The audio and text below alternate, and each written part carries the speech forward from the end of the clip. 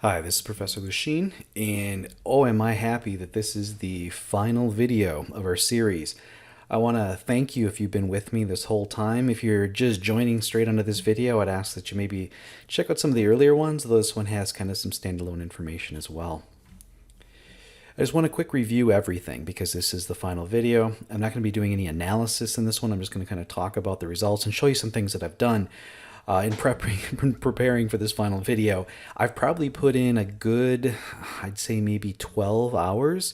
I kind of went down a rabbit hole and I found some things, and I'm going to share it with you, ultimately leading to my final recommendations. But one thing I want to talk about in this one is persuasion, and that is you watched me just complete the analysis on 4 different data sets. And even though the results were different in each one, the method was pretty strong in each. It was kind of the same methodology, the same steps, the same decisions, similar ways in which we came to conclusions.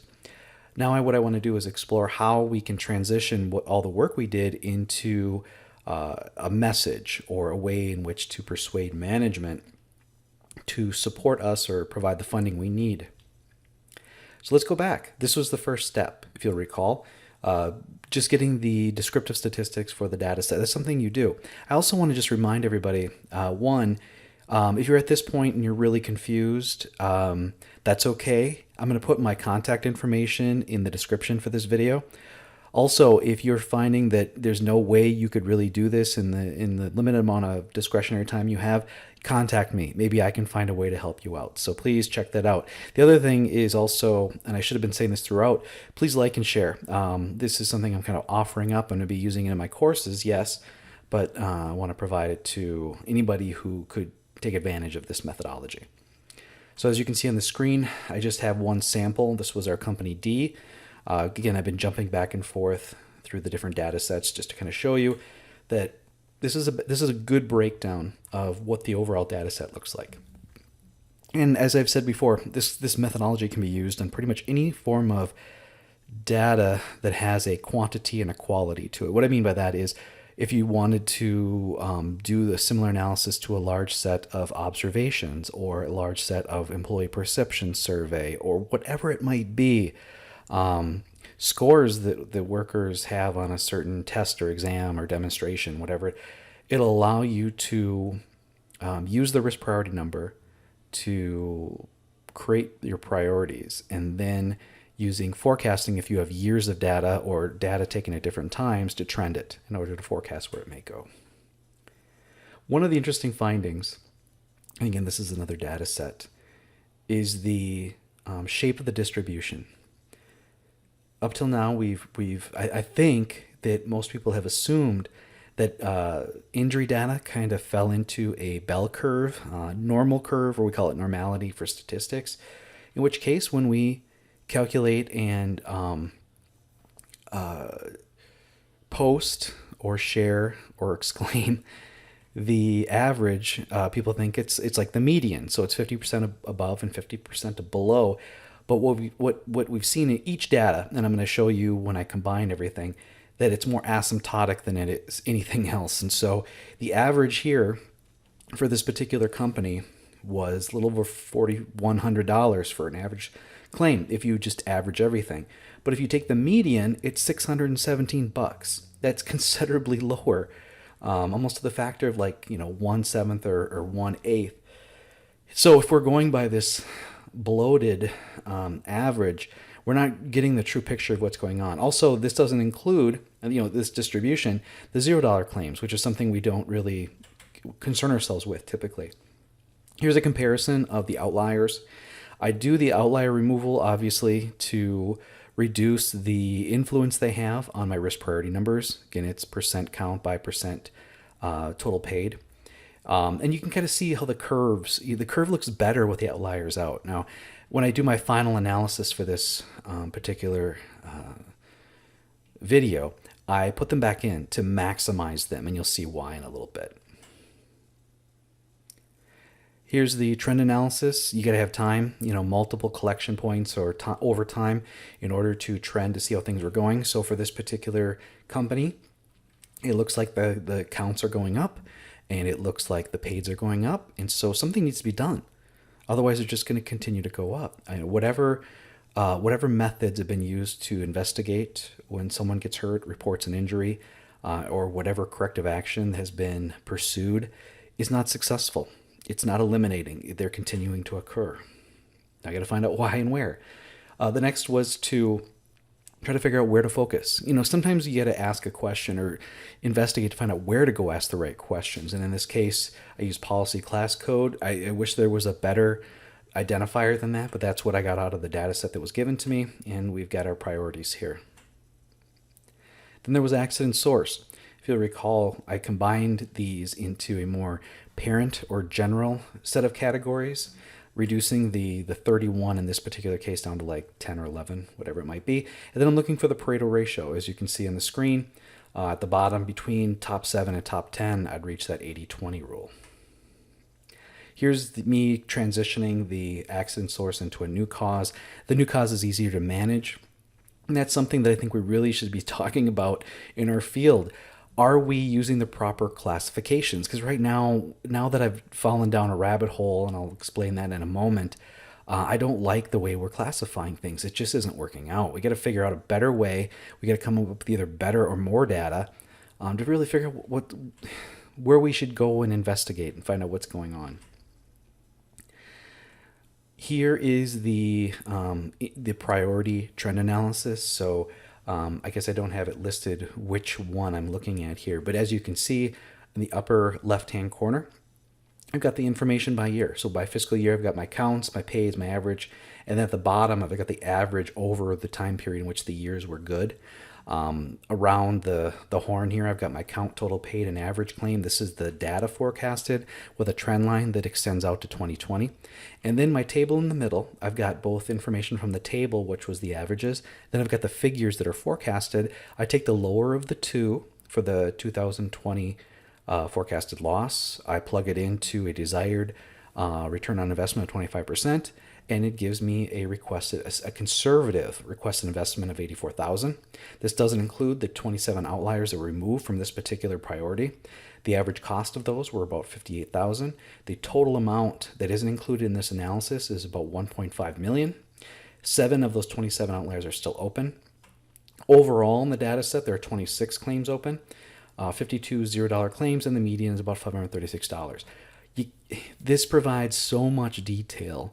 It's difficult to question, that this isn't something we want to look into. Here is this doesn't look good, and I apologize, I couldn't fit it on the screen. So this is the final combined data table of results. I've got 10 of them on the screen.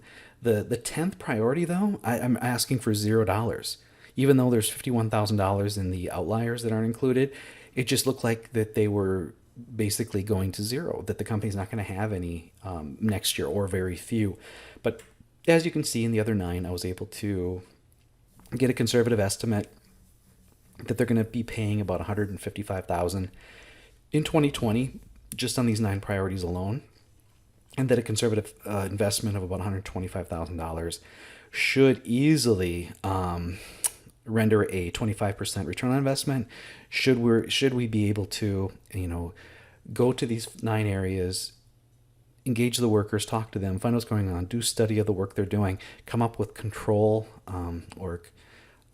control measures or corrective actions that actually mitigate the exposure versus mask it. And then we should be able to achieve that return on investment. Of course, this doesn't include about $2.6 million in outliers that aren't included. So the ceiling on this is much higher than it appears. So I want to really review everything. I covered each individual thing, but again, this is just a study of historical data, and I took it in many different ways. I looked at both ends. I looked at it from a broad perspective, and I let the data narrow itself to where we get the most bang for our buck. I don't like using colloquials like that, but where we're going to get the most likely to get success in what's going on and save money. Plus, they're more evident. Although I want to reiterate how conservative my estimations are. I always try to take lower numbers, whether it was the annual average over the time period of the data I had, or forecasting using the graphs. But ultimately, what we need to do is educate management. I like to use that term because they're going to need to make a decision. And we can't train them to make a decision. We can educate them to make the best decision. And that decision is going to be based on financial opportunities. We got to put it in that context. Also, we need to let them know what they can do to foster, whether it's workers caring more about what they're doing, just support to ensure that certain rules are followed, or that you care about it. So in the picture here, we don't want to be begging for money. This should be a business proposition to management, and they should bite. Fishing term. Okay. So I looked through the internet. I did a search on the internet and found these 6 principles by Dr. I'm not going to even try to butcher his last name, but I've seen him speak at a few conferences hosted by the American Society of Safety Professionals, and he broke it down into 6 things, and I think these are interesting. And there are videos you can watch on YouTube if I butcher it too much, or you can buy his books. First is reciprocity. And I like this one. And I do, if you give someone a compliment or do something for somebody, they're more likely to return that kind of generosity. Next is scarcity. So when something is going to be limited in availability, people tend to jump at it. For safety, we're going to try to make it so that there are very few opportunities. We got to take advantage of these. Authority, being someone who's credible and knowledgeable.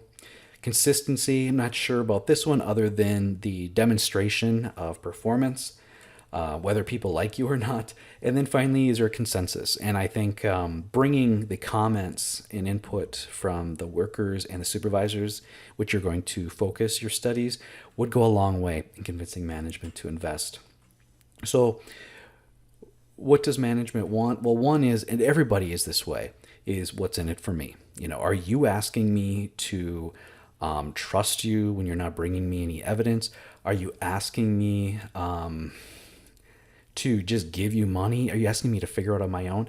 We shouldn't be doing that. We don't bring them the problem. We bring them the solution. In this case, though, we bring them the opportunity to look really good, because they are not only protecting workers, but reducing the possibility of shutdown or accidents or injuries that are going to cost money.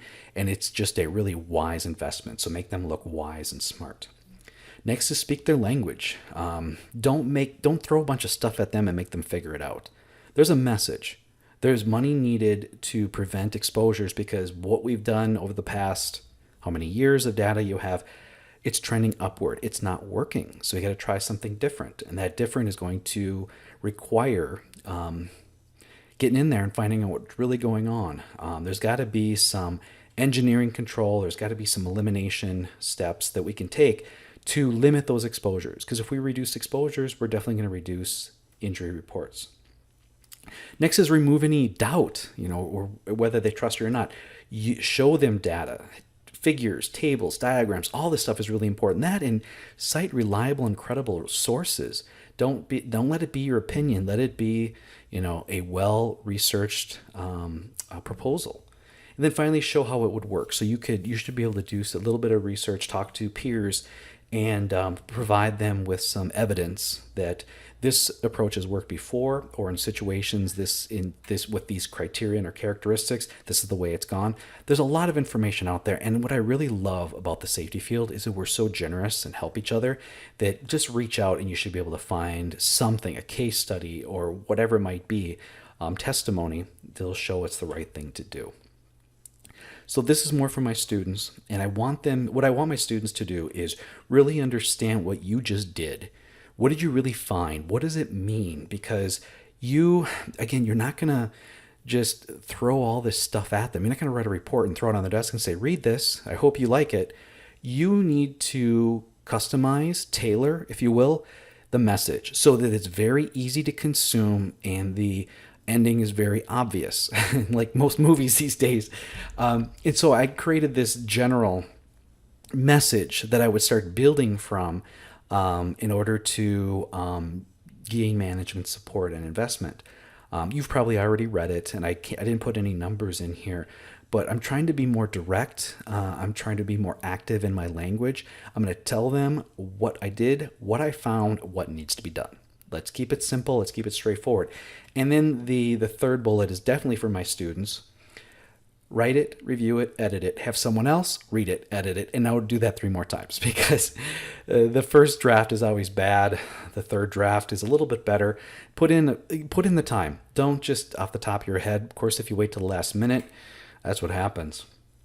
So this is where I went down the rabbit hole, and I combined the whole data set because I want to see if there's any trends now that I've found my priorities and gotten the results. And on the screen here, I've got the full 4 companies, total of 6,300 plus claims, total amount paid, a little over 24 million. And as you can see, the most expensive claim, 1.3 million. I believe that was company D, if I'm not mistaken. And you can see what the averages are. So overall, the average was 3,800. The median is about 316. And the paid-only average is a little over 5,600. And then what I did is I did the same graph and see how much better it looks here. I took out everything above 80,000. So I only took out 44 claims overall. I'll show you the breakdown in just a moment. So it went from 24 to 17. The impact of the most expensive went from 4.65% down to 0.47%. So you can see how I'm excited about that. So the max claim here is a little over 80,000. It was 1.1 million. And you can see that the average went from 3.8 to 2.7, without the zeros, from 5.6 to 3.9, and the median went from 3.15 to 3.10. So that didn't change very much because I didn't take out that much, and I took it from the top end. Here's the distribution along with the outlier information. So again, when you combine all the data, so I think the more and more data you throw together, the more this would become even distinctly asymptotic. Really, the average and the median here, 3,800 to 350, it's a factor of 10, ladies and gentlemen, if not more. We got to stop focusing on the average of things without understanding the full data set. I'm going to be creating additional videos based on this topic because I spent so much time working on it. I'm just going to scratch the surface right now, but this is something that's bothering me big time. So here are the fiscal years with the outliers. It's a decent spread. It's not too bad. A little over 12, 14, 15, 16. We got a few more, but overall it's not too bad. For the 4 companies, you can see the breakdown by percent. The greatest percent is from D, but it's not that far off. The average is about 70%, a little bit low on C, but they just made us. We had just lower cost claims in that particular data set. Then I've got the paid amount, so it's a little over 7 million. It's about 30% of the overall paid. I've got 13 open out of the 44, which is 29%. I think the open overall was more like around, I think it was really low, like 2%. So the outliers had a much greater percent of open claims, which I guess we would assume that, wouldn't we? And when looking at here, so I got 111 of the claims above 50,000, and I've got 44 in the outliers. So there's an additional 67, which is 1.6% of the overall claims between this range here that accounted for another about 18%. So this was 30, this is 18. So we've got about 48, 49% of the total paid just in the top 111. And so that's we got 31% here in the $0, and we got so much in the above that you see how that we got to fix this. We're assuming too much. So what I did is this is kind of crazy. I did the accident source just like I did before, but I did it on the whole thing, and I didn't use the new cause claims. I decided to keep them in the original accident source description because what I found is I can compare this to things I have online. I did the best I could using the language. Now I did this with and without outliers, and I put it all right here. What's interesting is in the top 10 here, look, even with or without the outliers, the top 8 are still represented here. It's just, these two switched out with whatever. These two switched out. But what's also interesting is, look here, We've got fall slip trip injury on the same level, fall slip trip on same level. It's the same thing, different language. So I actually combined these when I did my analysis. And there's more of this too. I actually went up to the top 20.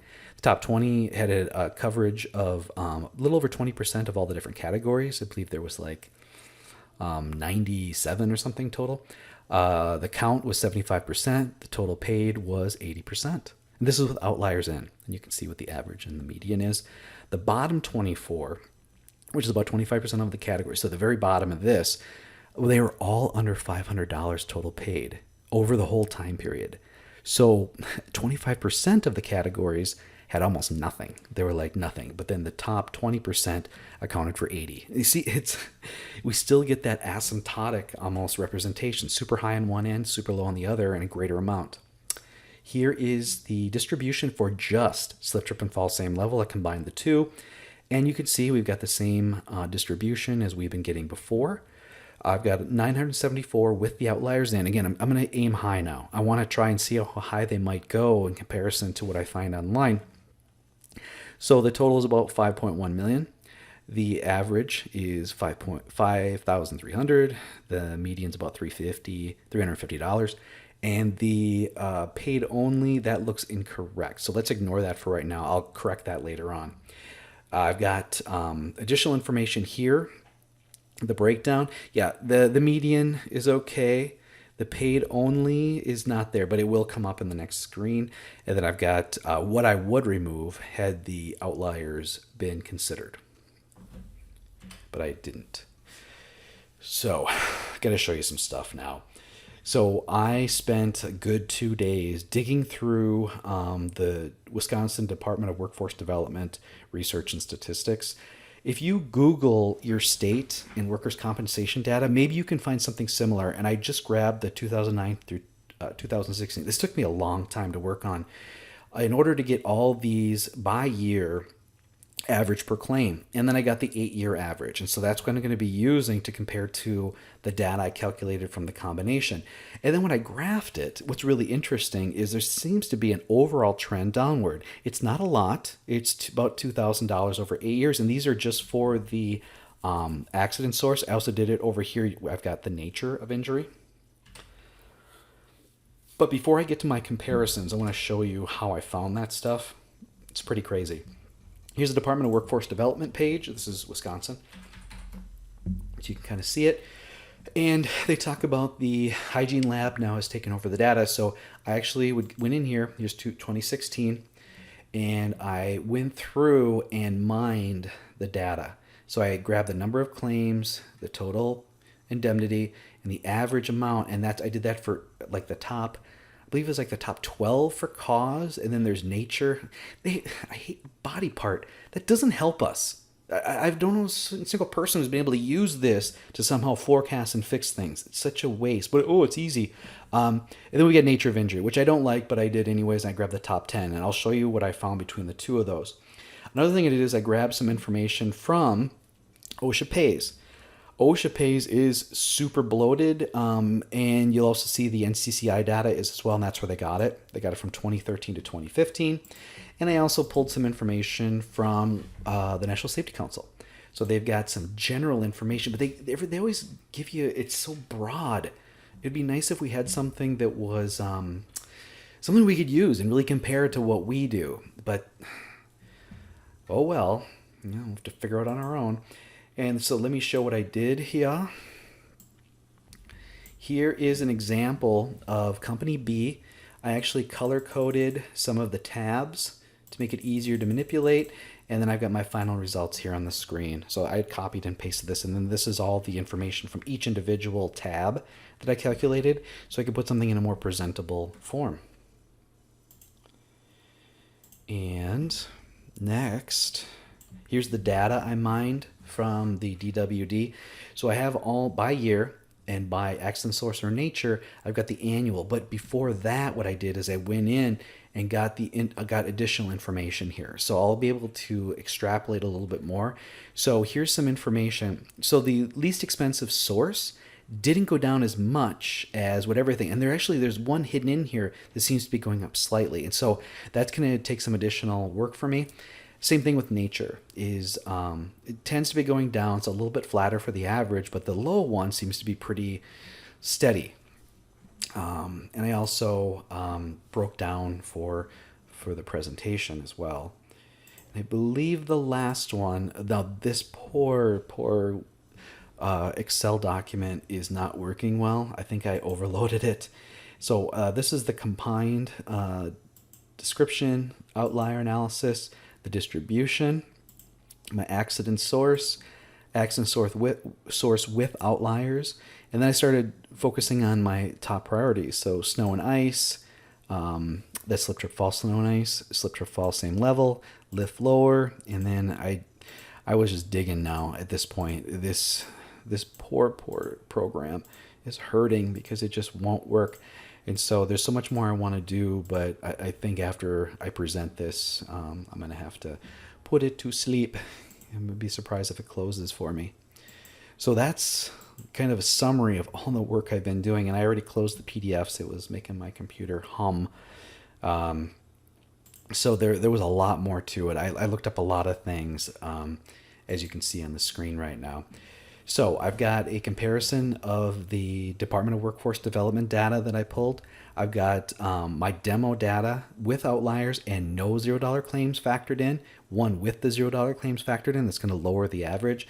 I've got the NCCI data. I've got the state of Wisconsin data. It was really difficult. I had to do some calculations. They provide really not even 10,000 foot view, like a 1,000,000 foot view, and it's kind of all over the place, and it's difficult to narrow to help out. And then I calculated a difference between my with $0 and without. So you can see here what the, oh, no, don't do that. I got the average costs here. So for example, slip trip fall, same level. So in the state of Wisconsin that was reported to DWD, it was the average about 11,000. But my data with the outliers and the $0 counting in, it's 5,300.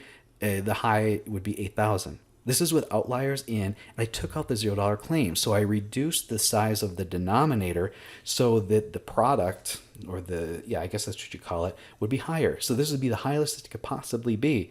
And I'm still below that. NCCI said it's almost 47,000. Yeah, that's very different.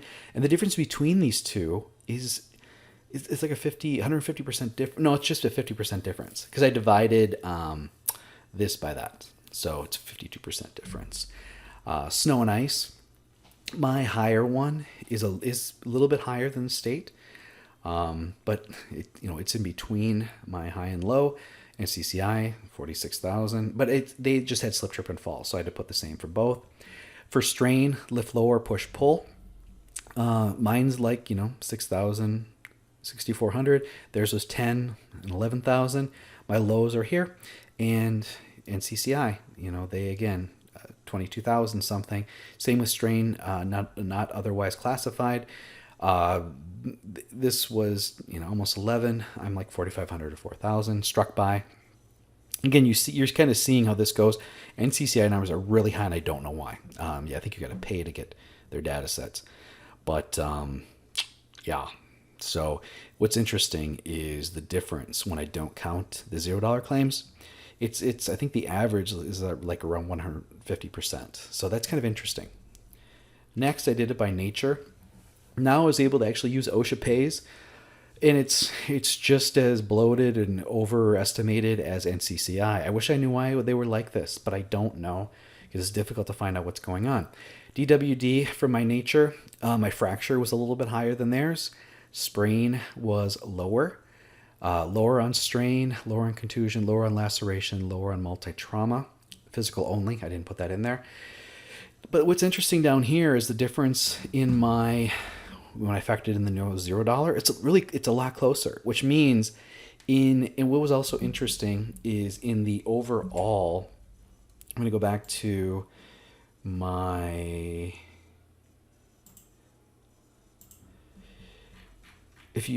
guess you can't really see what's going on here, but the top 8, and I didn't even count rupture. So the top, I guess it is the top 8.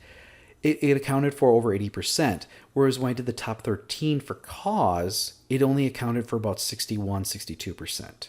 So the nature of data classification seems to be a little bit more succinct, whereas the cause, I think that may have more of the $0 because they file it just to get things rolling. Whereas when you actually have the nature of the diagnosis in there, maybe at that point it's going to be paid. That's my theory. I'll stick with that. Gosh, we're already at the 30-minute mark. I am so sorry. I didn't mean to do that. We're at the final thoughts, so closing time. And I got my friend Borat. It's very nice. I like Jacques Chômage. My final thoughts. I'm glad if you're still here. I'm probably speaking to myself here, but it is the duty of the safety professional to go out and gain management support. We need to earn that from them. And so when I hear a company, oh, I don't have management support, go get it. You now have a method. You can analyze data to do it.